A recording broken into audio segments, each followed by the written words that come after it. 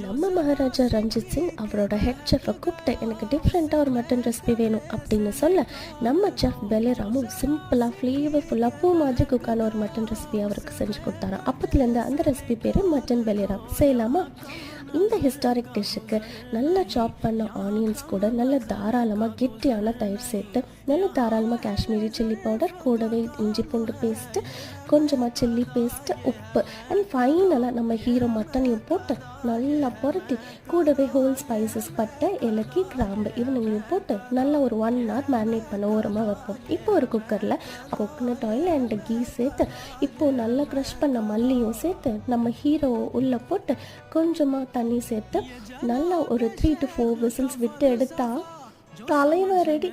இவனை சாப்பிட்றப்போ அவ்வளோ யம்மியாக இருப்பான். பார்க்குறதுக்கு தான் சிம்பிளுங்க. நல்லா சாஃப்டாக குக்கான மட்டன் ரெசிபியை ட்ரை பண்ணி பாருங்கள். Until I meet you again. Tata bye.